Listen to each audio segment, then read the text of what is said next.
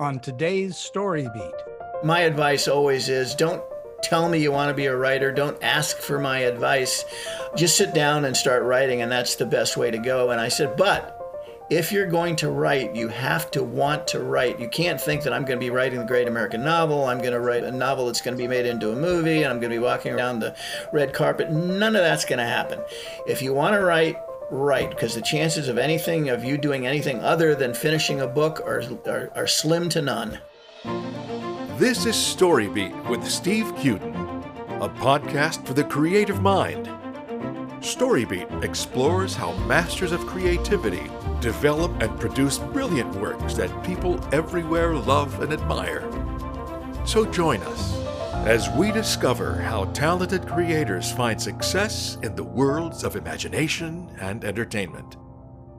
Here now is your host, Steve Cuden.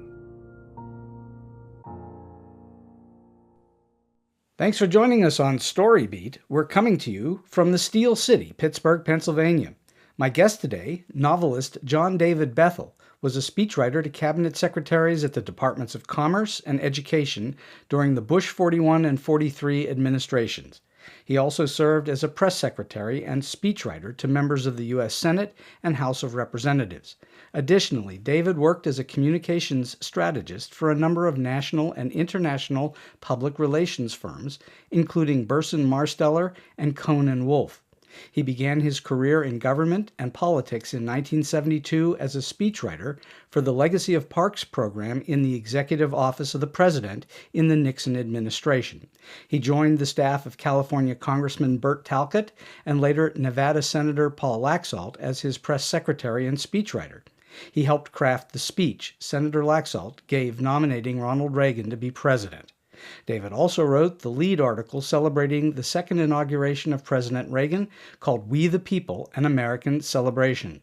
David also spent many years in the world of business as a writer in various capacities, writing books, speeches, opinion pieces, and white papers for such companies as Monsanto, the Sheraton Corporation, Uniroyal, as well as the Urban Land Institute, the American Forest and Paper Association, and others.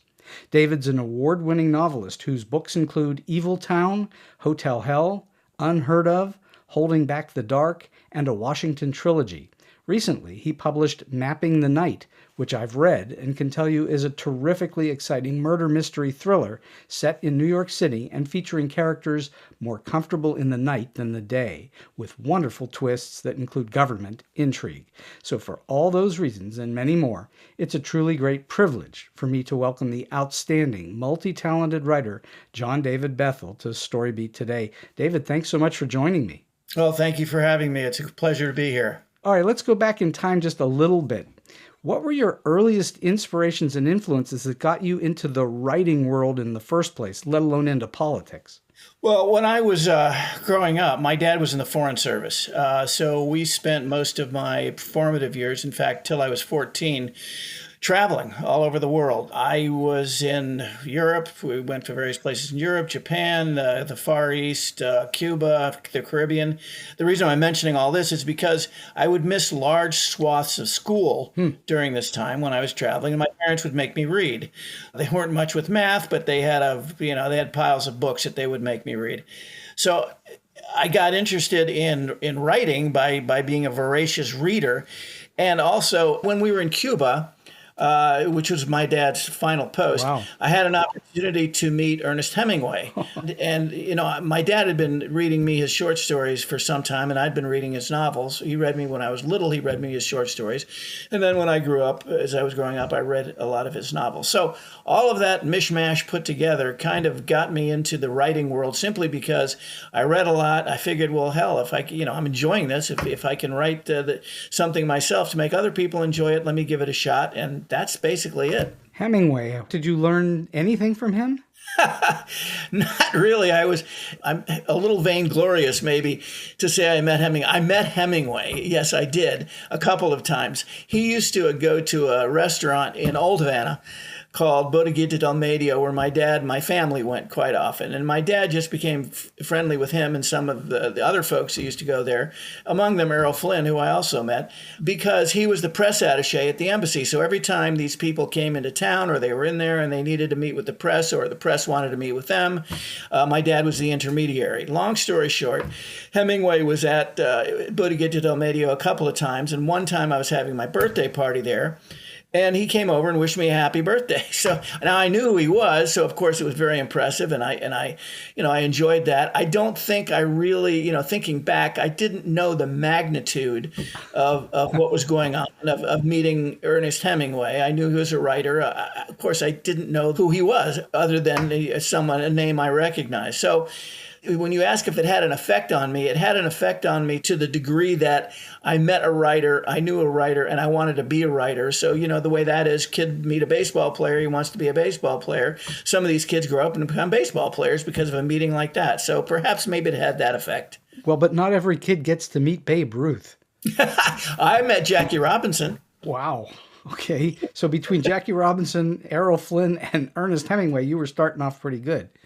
It was a very exciting way to grow up, and I don't think I truly appreciated it until I was much older, because you don't have any relative experience when you're that age. So I guess you figure everybody's dealing in the same world that I was. I didn't realize until later that these were very special things, but I do now, and I do appreciate the opportunities that I had. For sure, and because you were in that situation where you were reading a lot, even though it wasn't in a formal school setting, you were learning about writing just by being a reader, yes? Oh, absolutely. I mean, I would miss so much school. Well, maybe until a few years ago, really, And I was, as you mentioned, I was a speechwriter and I was in the world of writing. I couldn't tell you an adjective from an adverb, couldn't diagram a sentence or anything like that. I learned how to write by reading.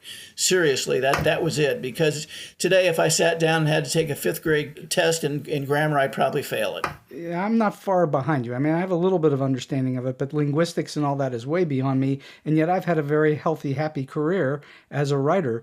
It's if you understand how the world works and how sentences work in extremely well-written books, you'll kind of figure it out if you're paying attention closely at all, I think. No, I agree. And that's what you've done. So did that feeling of you wanted to be a writer happen very early in your life? What age were you when you said, I'm going to be a writer? Fifth grade. Fifth grade. Yeah, the reason I remember that is that we were on our way from Japan to Norfolk, Virginia, on our way to Cuba. We spent 6 months sometimes at home before we went to these other postings that we had. I remember this is an interesting story. We were on the SS US Hoover, which is a big, huge ocean liner, and I decided that I wanted to write a short story. So I sat down and I wrote this short story. A few months later, when we got to Cuba, my dad had his secretary type it up for me. He put a little plastic thing on it, so I was a published writer. I was thrilled to death. That was my first written product, and that's when I decided, this is great. I want to be a writer. And did you know at that time that you were good at it at all, or did it take you a while to understand that?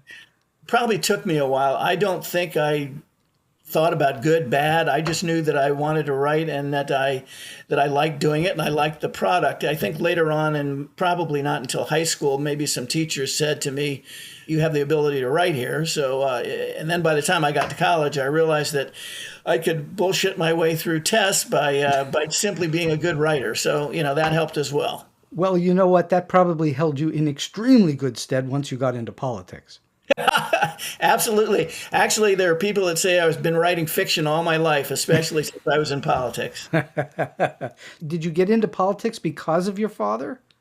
Well, yes and no. He knew some people in Washington. He knew a senator from Florida who had just been elected, and he needed an intern. So, in that sense, yes, I became an intern with this particular senator because my father happened to know him.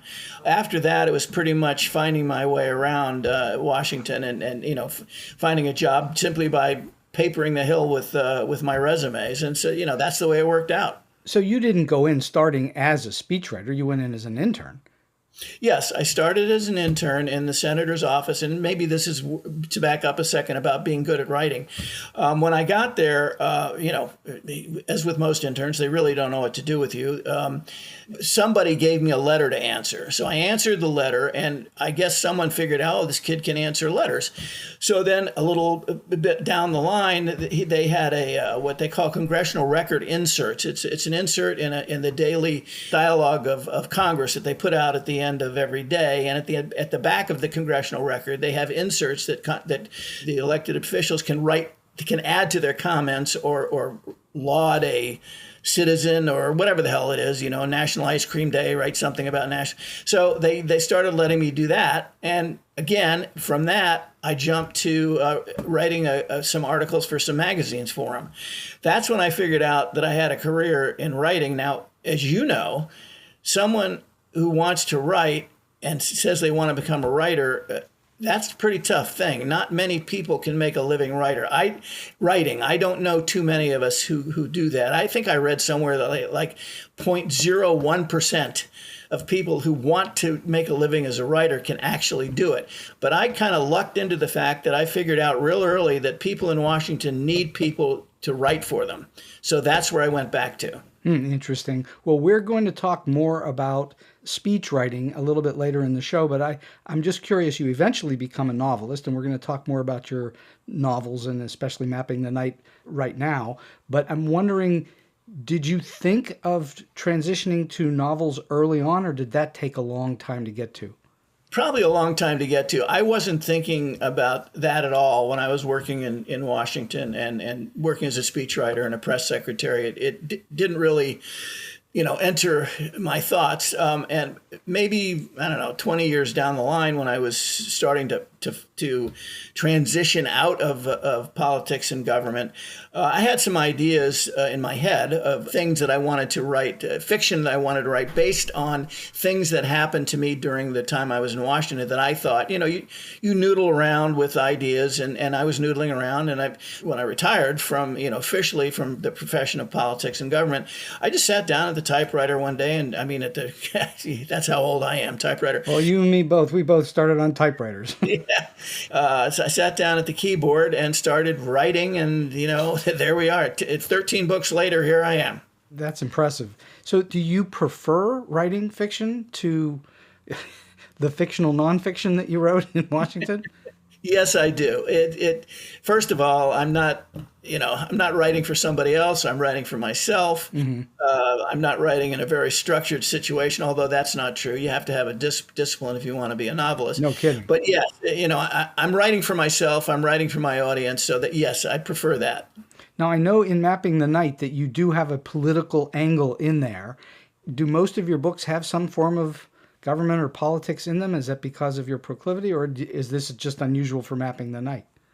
No, most of them do. When I first started, my novels were all political thrillers, so there was a lot of politics in the first 4 or 5 novels. And then I transitioned into writing these psychological thrillers, and it just sneaks in because of my background. I see an opportunity presents itself to work in that vein, and I slip it in there. Sometimes it's not even conscious; it just happens. Well, it's where you spent so much of your life. I mean, it's part of who you are. Exactly. I think it would be very hard to scrub that out of you unless you were really intending to. Are there kinds of stories that you tend to avoid? It's not your métier? Oh, absolutely. I mean, I couldn't write a romance to save my life. I just don't have an interest in it, and I don't think I'd be very good at it. So I stick to, as they say, a writer should stick to what he knows, although my psychological thrillers can be a little intense, writing about serial killers and deviants and so on and so forth. So I wouldn't say I know much about it. I've learned quite a bit about it, and that's what I enjoy. I enjoy trying to get into somebody's head and figuring things out. I think you did that extremely well. I've only read the one book of yours, but I enjoyed it thoroughly, and it clearly is written by someone who knows what they're doing and understands character and language. We're going to talk about that. Would you say that there are common themes throughout your work? Is it government, or is it the psychology of people? Are those the common themes? Yes, it's probably both. The way I started to get into the psychological thriller genre, years ago, I was approached by a man who was a private investigator, and he had a story that he brought to me, one of his cases.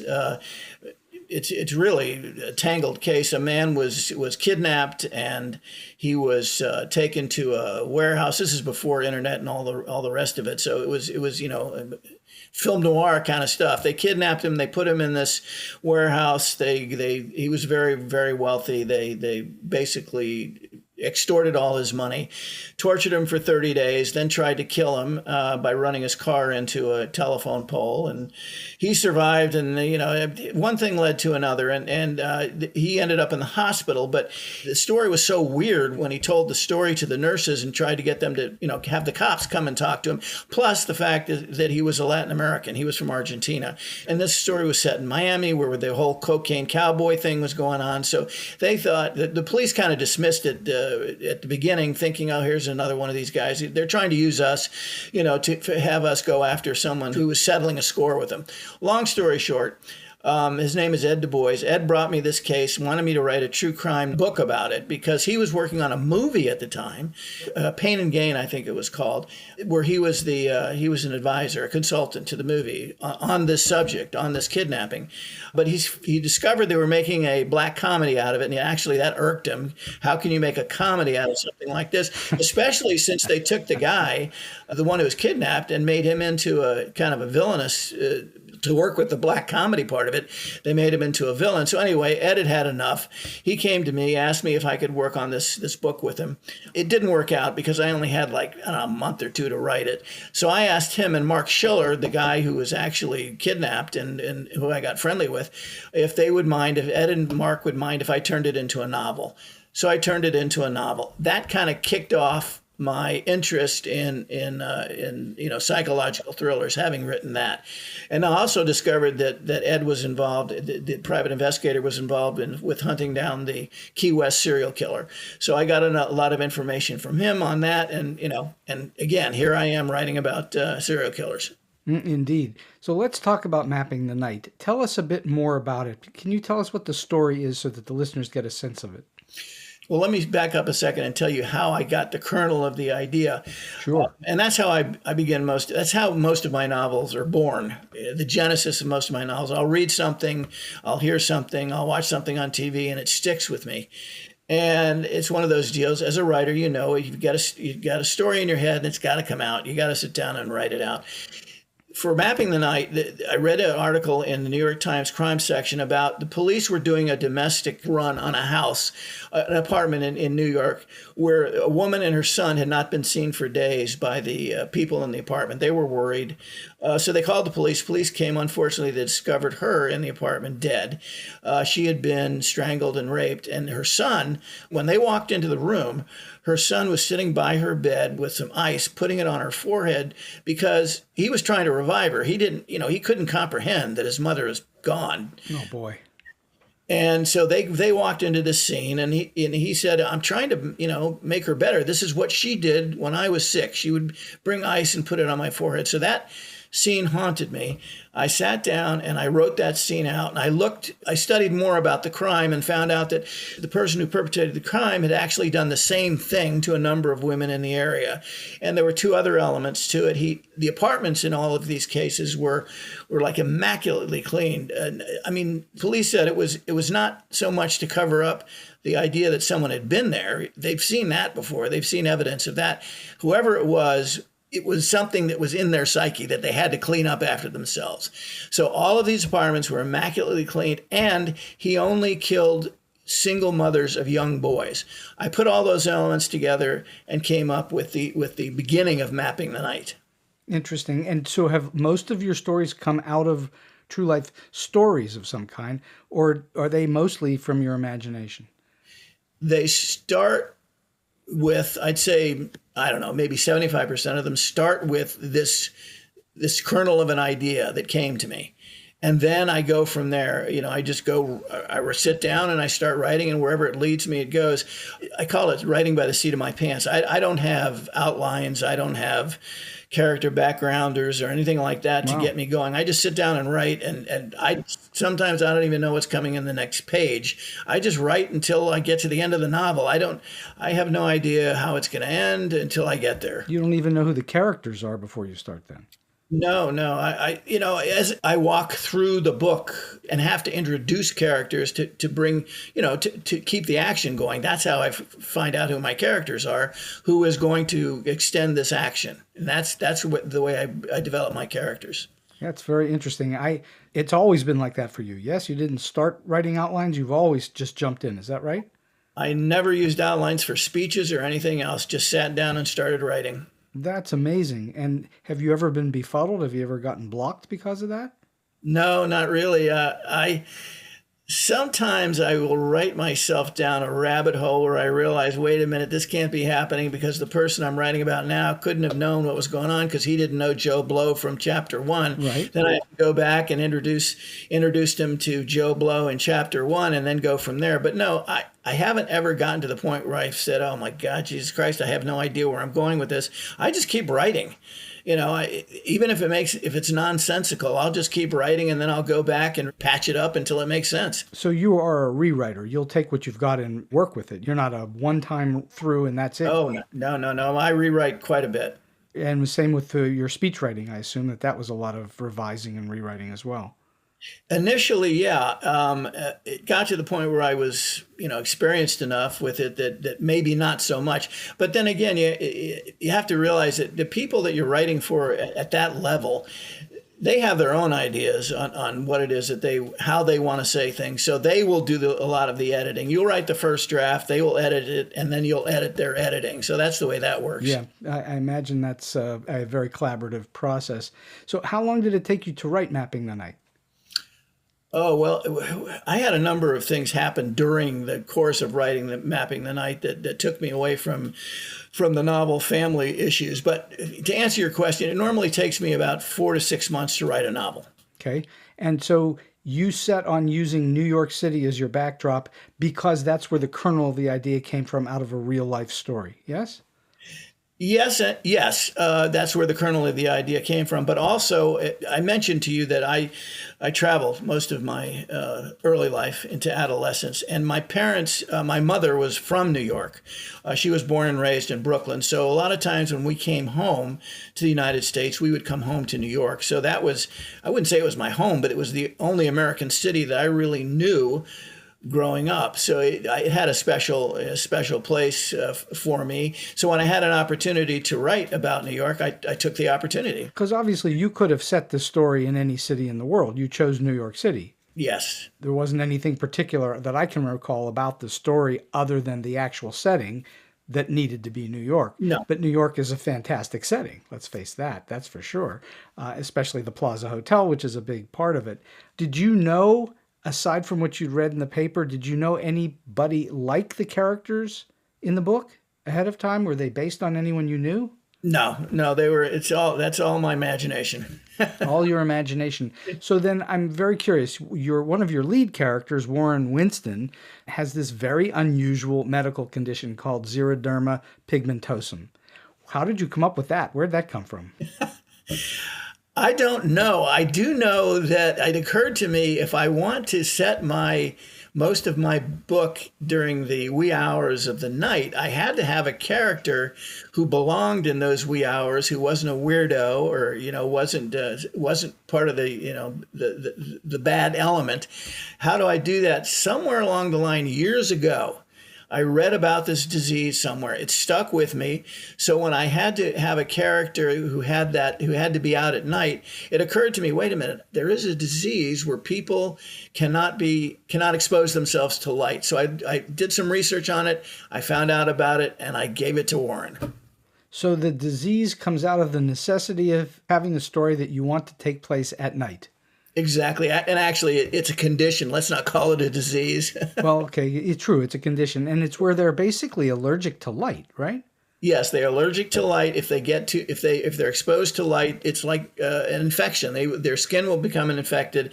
And for most of these people, as soon as they get infected too many times, their whole system goes down and they pass away. He meets up with a young woman named Maddie, and she has basically terminal brain cancer. Right. We get that early on in the story.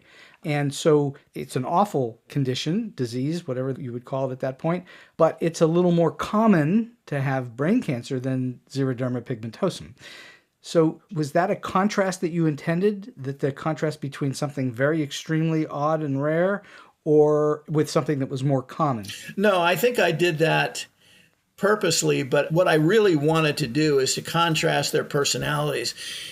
Maddie, who is, despite her disease, is a very vivacious and sarcastic young woman with a real big personality. Indeed. Warren, by contrast, is much more reserved and introverted. So I needed to play them off against each other. As far as the disease I gave her, I wanted to have something that would show the reader that she was running against her disease. She was not going to let it keep her down, and she gave that element to Warren. Warren is much more reserved, who is probably not, and he became almost agoraphobic because of his disease. She was telling him, you don't have to live your life like this. Look at me, I'm dying. I'm not living like this. You don't have to live like this. And in fact, she sort of brings him out of his shell quite a bit. Exactly. Mm-hmm.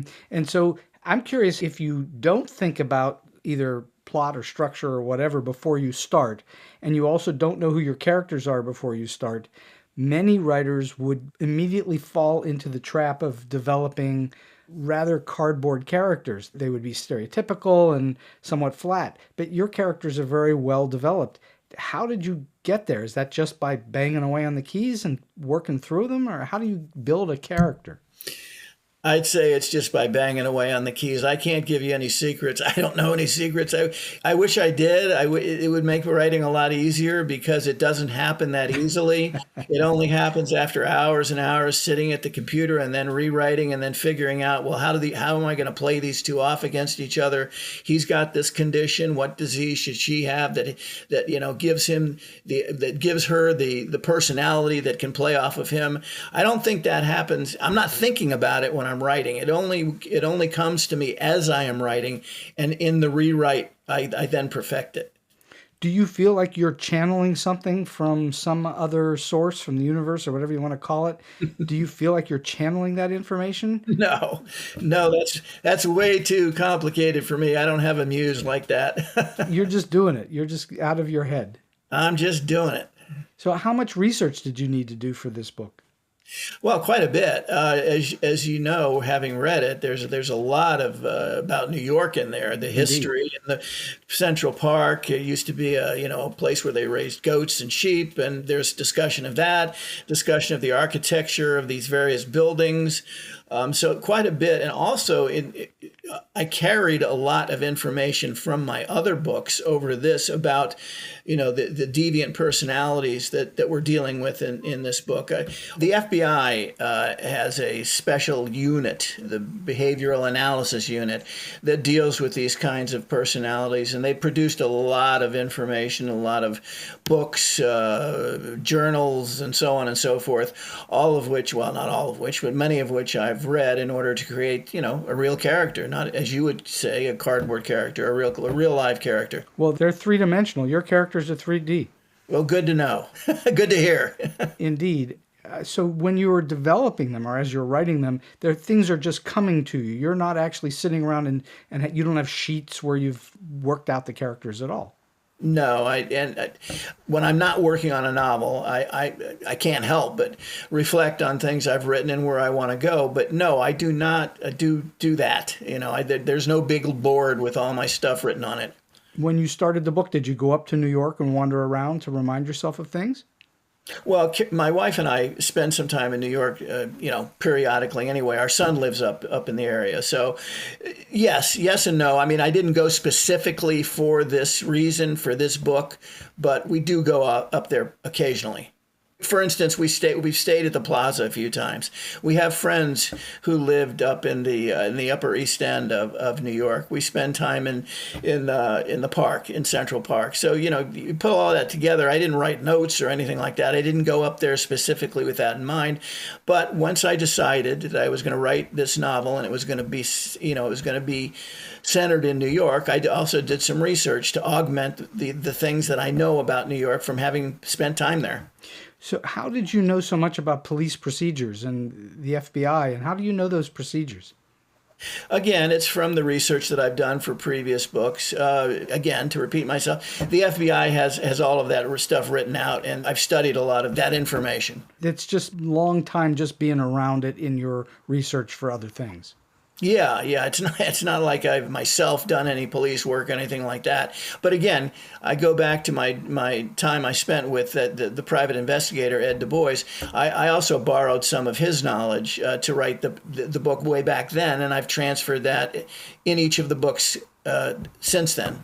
Do you know as you're writing that it feels like you really are onto something, that it's working? Can you tell as you're writing it? Oh, yeah. I mean, Mapping the Night was one of those books that came to me easily, writing and it flows. And yes, I do. Now, I've had books where I've been a little frustrated with them. Again, I've never had a book where you mentioned, do you ever get blocked? No, I just keep writing. But with Mapping the Night, there wasn't a lot of going back and seeing, well, does this make sense? What's the chronology? And all. It just flowed. And it was one of those books, it was easy to write. And when you're in it, do you just write every single day? Yes, I sit down at 8 o'clock or earlier every morning and usually write till 12 or 12:30. Now, there are times when if I'm really going, I'll go longer. There are other times when I've just reached a point where I just can't write another word and I'll stop. But generally from 8 to 12 every day. And about how many pages do you get through a day, approximately? I'd say, I don't know about pages, maybe 1,000 words. 1,000 words. So that's probably somewhere between 4 and 6 pages, depending upon how you've set it up. That's a good, healthy chunk. And by the way, that's pretty close to what Stephen King does every day. Oh, really? Okay. Well, I'm in great company then. At least that's what he says when you hear him talking about it. So you don't use structure, which I find very interesting. You don't set it out in a structural way. Have you gotten deep into a book, like 2/3 of the way in, and went, I have a problem, and you've had to go back way into the book and correct? So far, I haven't had that problem. Knock on wood. That's amazing.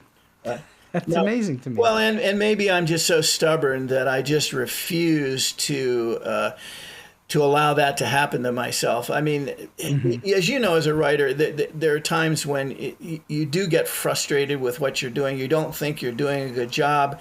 I just don't allow myself to get to the point where I just quit on it. I'll just sit there and keep writing until something happens. Well, it's classically one of the loneliest professions there is. And if you are a writer and you're working along and you don't have feedback from anyone else for a very long period of time, in your case it could be 6 months or longer, and you have little or no feedback from anyone, it can be very daunting sometimes to see your way through what you're doing. You have a good mental attitude toward it in which you say, no, I'm just going to keep plowing forward. I think that's a great attitude to take. Well, I should say, too, that I'm very fortunate to have a saint of a wife who puts up with me being basically mentally checked out for 6 months. She reads a lot of my stuff as I go along, too, and at times she's told me this is a bunch of crap, or she'll say this is good, it's flowing, keep going. So, there is that. I do get some feedback from her, and tells me when she thinks I've fallen off the edge of the earth or whether I'm doing what I need to do. So I'm very fortunate with that. So I'm not totally alone. Well, you are very fortunate in that way. I am. And as I said, she's a saint. That's a big plus to have in your life, for sure. So I think that your book reads very much like it could make a great movie. Have you been approached by anyone, or have you tried to sell your books as movies? I've not been approached by anybody, and I leave that in my agent's hands. I'm assuming that if someone has expressed an interest, she'll let me know. Well, I would hope so. I would definitely hope so. What would you say makes great dialogue great? You're good at writing dialogue. What do you think makes dialogue work? Writing it plainly, writing it in plain speech. One thing you learn as a speechwriter, there's a big difference between writing words to be spoken and writing words to be read.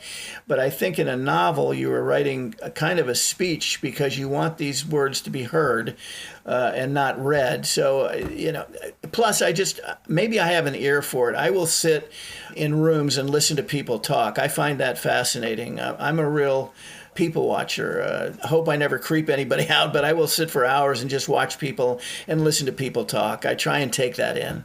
Do they know you're sitting and listening to them? I hope not. No one's ever hit me or anything.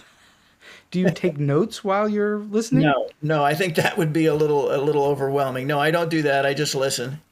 Well, there's a really excellent exercise that we sometimes teach in class where we instruct students to go out into a very public place, like a restaurant of some kind or a park where there are a lot of people, and to put your back to where people are and to actually write the dialogue down that you're hearing, but they don't watch you writing because your back is to them.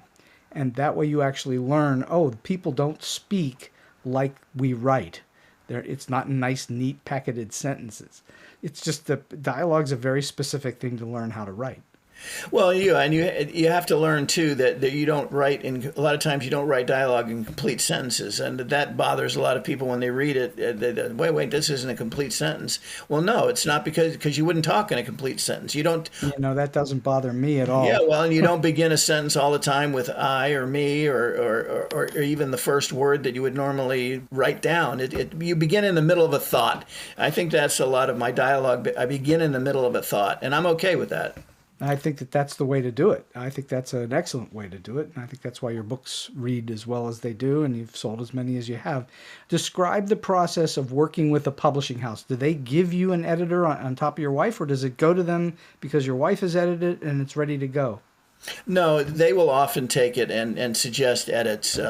You work with an editor, you send your stuff there. Now, also, back up a second, sometimes my agent, when she reads it, she'll make some suggestions. Sure. So it starts there, and then she sends it off to the publisher, and he will then, I've been fortunate. I haven't had someone say you have to, rework this chapter or anything like that. I mean, there are points where they'll say, well, this grammar is not right, or did you realize you mixed past and present tense in this particular instance here. It's mostly that stuff. I've never had anybody say, well, you have to rewrite this whole damn thing. It's more clerical. Yes. That they get after Technical, yeah. Technical, clerical, whatever, yes, for sure. And that's a very good sign. It means you know what you're doing. But of course, you've been writing for a very long time. So one would hope that, and you've been paid for it. So if you've been paid for it for a very long time, it means you know how to do something with the words that people will understand. Yes, I'm very old. So what did you do in the beginning of writing? I'm not going to comment on the age comment. I'm not going there. So what did you do in the very beginning of writing novels that you have either learned to continue to do or learned not to do anymore? Overthink. Again, my process is one of not overthinking, just sitting down and writing. Initially, when I wrote, I was more of this has to be perfect before I can go on to the next paragraph, or this sentence has to be perfect before I can go on to the next sentence. I've learned, not to do that. Just write and continue writing until you're exhausted yourself, then go back and rewrite. And I think that's probably the main thing I've learned from the early days to now. It took me a year to write my first novel because every sentence had to be absolutely perfect. Mm-hmm.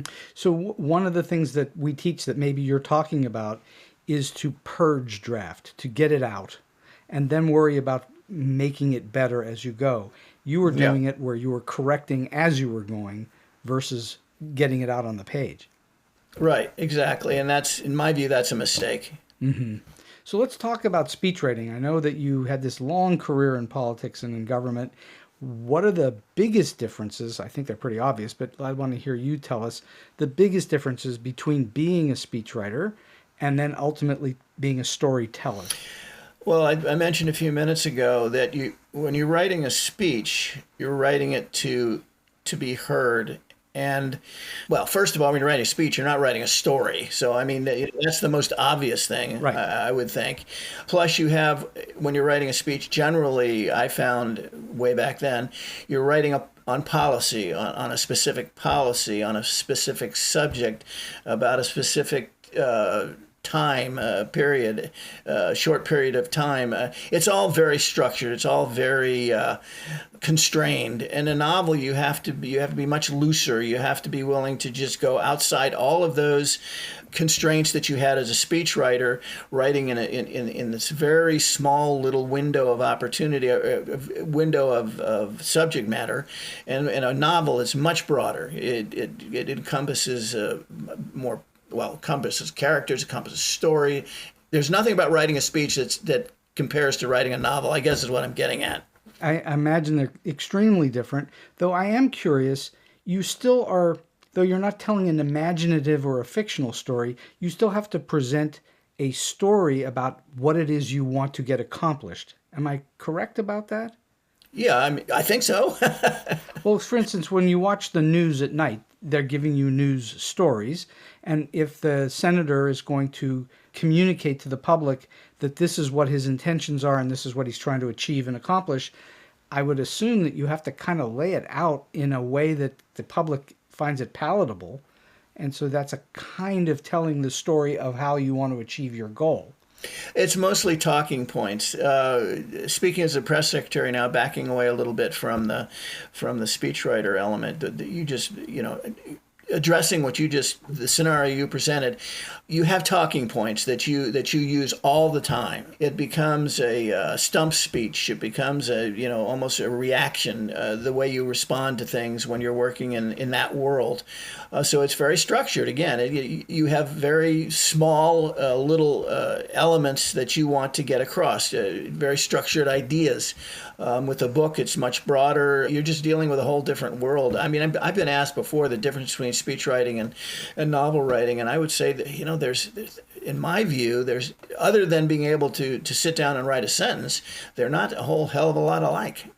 Not alike. Would you develop with the senator or with the congressman, would you develop these talking points and then they would become sort of a memorized thing where they could say it at the drop of a hat if they were approached by a reporter?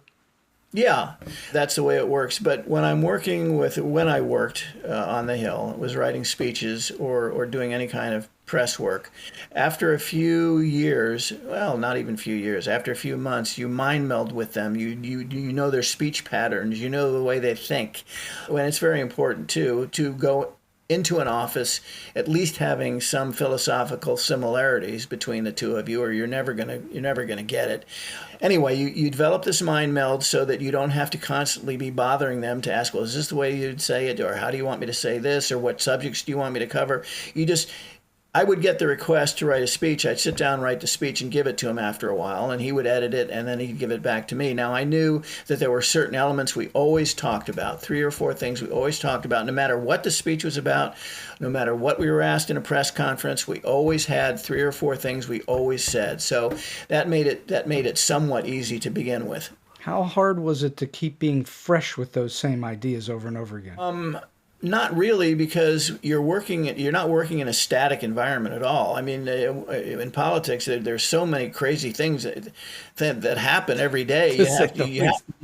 You're juggling, so you have to be able to juggle. And while you're juggling these ideas and various things you're working on, you're also juggling these 3 or 4 ideas that you want to get into that act of juggling. So maybe that's a good way of describing it. And is a large part of your job being diplomatic and political with people? Oh, absolutely. Yeah. I mean, well, I say that, and I've been away from politics. What goes on in Washington today, I haven't a clue. Oh, it's probably different. Oh, it must be so different because I always use the example. I worked for a conservative Republican by the name of Paul Laxalt. He was good friends with Ted Kennedy, and today that would never happen. They worked together on the labor committee, and we would meet with their staff all the time. And you go into these negotiations on various things. Everybody takes their list of 10 things that they want, realizing that the top 5 they're never going to get. Somewhere maybe there are 3 elements that each side knows that they're going to get. and you try to work towards what we used to call the common good. That sounds so corny, but that's the way it was back then. And then you went off and you wrote your press release saying that, well, I got exactly what I wanted. They went and they wrote their press release saying they got exactly what they wanted. And everybody went away happy, but the public got what they needed. Today, I haven't a clue. These guys, they say the most god-awful things to each other. No kidding. So I haven't a clue how it works up there today. But back then, my answer would have been yes. You have to be able to get along to go along. So the cliched phrase is, in your day, they were able to disagree without being disagreeable. Absolutely. And that was key, or you'd never get anything done. And now it's just like a bar brawl all the time. That's the way it looks to me. I'm so glad I am not involved in any of that today. Well, and I've never really been involved in politics at all. So, and I look at it with wide-eyed despair over it, because you don't want these guys yelling at each other. And that's part of their storytelling. I go back to that again, that we do communicate and every day by telling each other a story of some kind or another. You know, what did you do today? Well, and then you tell a story about what you did during that day. And it's sort of the same thing in politics, where you're trying to tell the version of how you want things to be.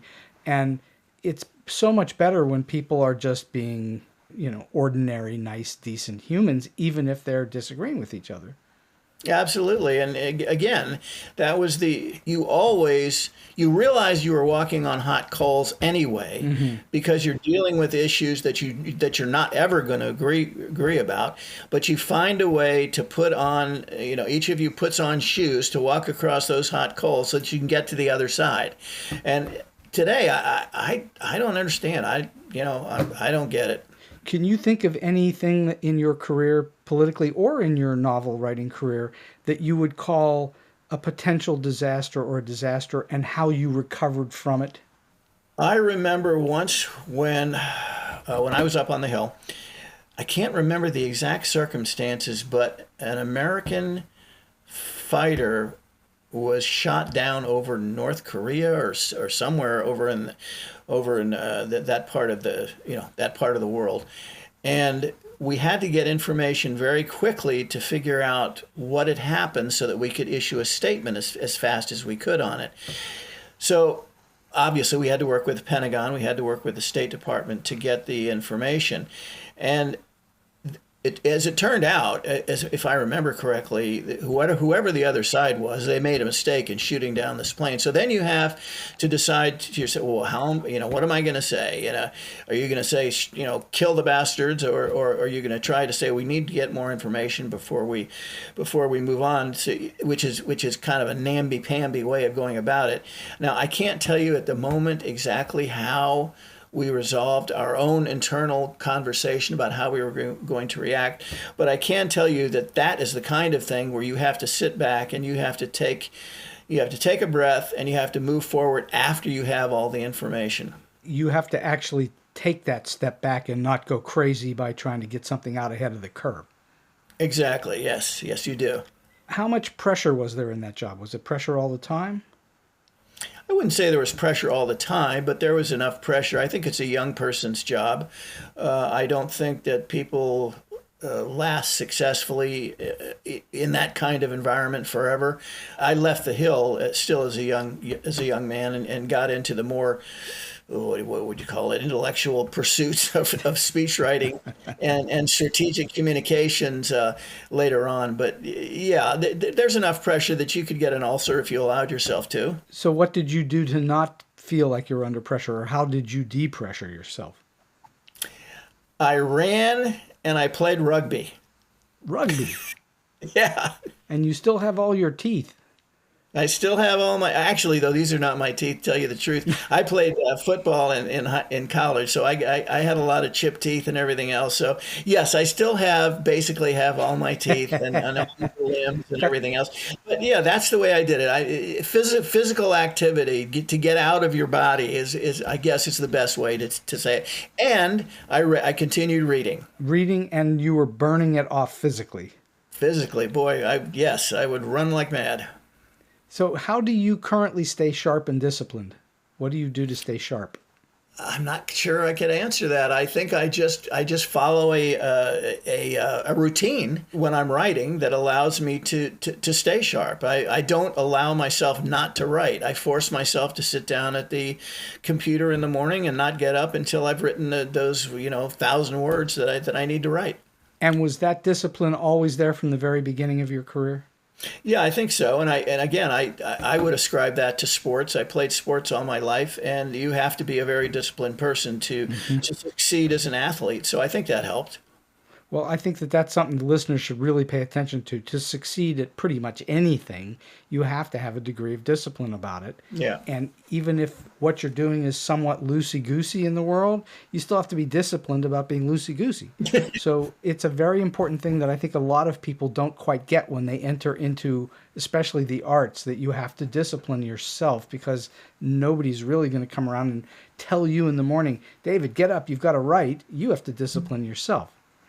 Absolutely. And I always get a chuckle out of people say, well, I've got a novel in me, and, gee whiz, I'm one of these days I'm going to write it. And my reaction, if they ask me, I says, well, you don't have a novel in you unless it's out of you. So, unless you have the discipline to sit down and write the novel, I don't want to hear that you have a novel in you. I think that that's absolutely accurate. I've had many, many people come up to me and say, I want to be a writer. Well, you don't want to be a writer. You're either a writer or you're not a writer.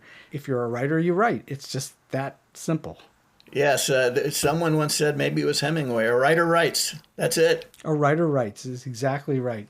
Well, I've been having the most fun conversation I've had in a while with John David Bethel, who's written, did you say 13 novels at this point? I'm working on my 13th now, today. Working on the 13th. So you've published 12 and you're working on your 13th. That's a big chunk of writing. And so clearly between that and your work in government, you've met lots of people. And I'm wondering if you can share with us a story that's either weird, quirky, offbeat, strange, or maybe just plain funny. Yeah, I think I can. I was at a reading. Well, actually, it was more or less a book signing, and I was answering some questions from some people in the audience, and some lady, I'd introduced my wife. She was sitting there, and the lady looked at my wife, and she said, given the kind of novels he writes, which are pretty dark and dreary, do you ever worry about him? my wife and I were nonplussed. We didn't know quite how to react to that, and Carol, my wife, says, well, I'll tell you one thing. If I'm ever dead, you'll know he knows how to do it.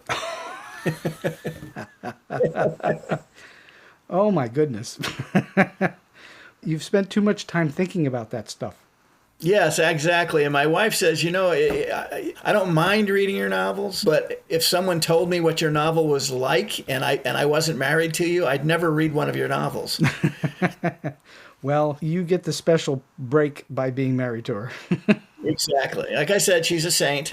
So last question for you today, David. You've given us a lot of advice along the way here, really, already. But do you have a solid piece of advice or a tip that you like to give people who are starting out, or maybe they're in a little bit trying to get to the next level? Well, we've discussed this previously and talked about the discipline of writing. And my advice always is, don't tell me you want to be a writer. Don't ask for my advice.